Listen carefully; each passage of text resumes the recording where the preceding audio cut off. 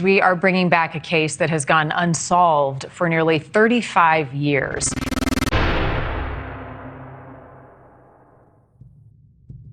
Hello everyone, my name is David. Today we are going to take a look at another real crime with you. On June 15th, 1989, there was a store in Port St. Joe, which was located in Florida City. A woman comes there, gets out of her car, and starts to go inside the store. When she is about to enter the store, she steps on a photo lying there. When she picks up the photo and looks at it, the ground slips from under her feet. In the photo, there was a girl and a child, both of whom were tied up, and both of them are in a place where there is an iron door behind them. Now, the woman quickly goes inside the store and calls the police. After some time, the police arrive at the store, and upon arriving, they question the woman and look at the photo. The woman tells the police that she saw a Toyota company truck standing here, and the driver had big mustaches. When the police found out about this, they realized that it wasn't a truck she was talking about, but a van. She then tells that when she went there to find out about the truck, and when she went ahead to talk to the driver, she saw that there was neither a truck nor a driver there. Then the police listen to all this and start investigation in this case, because it seemed very complicated, and first of all, the police worked to find out about the woman and the children in the photo. On that time, there was a show telecast in TV about horror stories and crime stories, and in the show, they were also telling about the picture in which the child and the woman were being tied, and at that time, another person was watching the show whose name was David Welcar. Then David calls a woman named Tara Calico and tells her all these things. Then she saw that show and said that this is Tara. When Patty sees the photo, she says, "Yes, this is my daughter." Now we know that Tara was Patty's daughter, but who was the child with her? We find out, but before that, let's find out who Tara was. Tara was a 19-year-old girl who was very cheerful. She used to roam around with her friends. She was so kind-hearted that she had many friends, and many people in the city knew her because she always used to roam around and make new friends. In 1988, one day Tara really wanted to ride a bicycle, so she learned how to ride one. Then she would sit her mother behind her and ride the bicycle. One day when Tara and her mother were riding the bicycle, her mother felt like someone was following them. Then her mother gets very scared and tells her, "I feel like we're being followed." She didn't listen to her and say, "You're just paranoid." Then they both reach home, and Tara's mother tells her to keep something for protection with her, like a knife, but Tara ignores her. However, because of this, Patty was very scared because there was a lot of crime at that time, and where she lived was a deserted place, which made her very worried about Tara. On September 20th, 1988, Tara wakes up in the morning and gets ready to go out. When her mother asks her where she is going, Tara tells her that she is going to play tennis with her boyfriend. The Patty tells her, "Okay, no problem, you go. Just tell me what time you'll be back."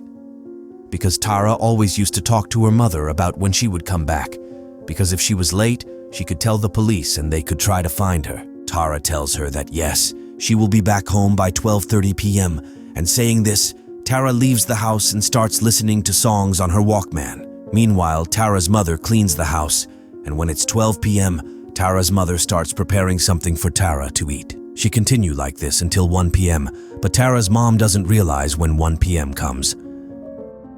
When she looks at the time, she runs outside and sees that Tara is nowhere to be found. She then walks around the neighborhoods near their home to see if Tara is around, but she doesn't find her anywhere. She then returns home, and another half an hour passes, but Tara still hasn't returned home. Seeing this, her mother becomes very worried. Now, Tara's mother goes out of the house to look for Tara and starts asking all the neighbors, but none of them had seen Tara, and she also knew which route Tara takes to leave home and which way she comes back home. She follows the route but doesn't find any clue. It's now 2 p.m., but there's no sign of Tara. She keeps looking, and now it's already 5 p.m. in the evening, but Tara's mother still doesn't know anything about Tara. Despite this, Tara's mother goes to the police station and files a report. The police start searching for Tara after writing the report, and while searching, they find Tara's Walkman lying on the road. When police went a little further, they saw marks of bicycle tires there, and when her mother saw it, she told the police that these are the marks of my daughter's bicycle tires. Now the police were fully convinced that Tara has been kidnapped. As they searched for Tara, a week passed, but the police did not find any clue about Tara. They questioned 7 to 8 people because they saw Tara on that day. One of whom said that when he was going on the highway, he saw Tara riding her bicycle, and behind her was a white-colored van moving slowly. The van could have overtaken Tara, but it was not. It was moving slowly behind her. Now, hearing this, everyone thought that Tara had been kidnapped. However, the police believed that if Tara had been kidnapped, the kidnappers would have called her home and demanded something. They could have demanded money, anything, but they did not call. Then the police went to the highway where the man had seen Tara, but they found nothing. Now let's talk about the day when Tara's mother saw a picture of her daughter. Now on the other side there was a man watching the show, and when he saw a child photo on TV, he was shocked to see that the kid was her friend's son, Michael. He was known that this child had disappeared a year ago, from the same place where Tara had disappeared. The problem was that the police had no evidence and no suspicions. Now, they were thinking about how to find these people. But some people were saying that the people in the photo weren't Tara and Michael at all, that the photo was very old, and there were others in it who looked like Tara and Michael. Then, the police sent the photo to a lab in England for examination. It was a very famous lab, and they said that there was no tampering with the photo. It was genuine. Now, this issue had become international, so the FBI had to get involved in this case. When they investigated, they found out that the camera from which this photo was taken was made in 1988. So, how could this photo be old? Now, the authorities of 2 countries were involved in this case, but no one could solve it.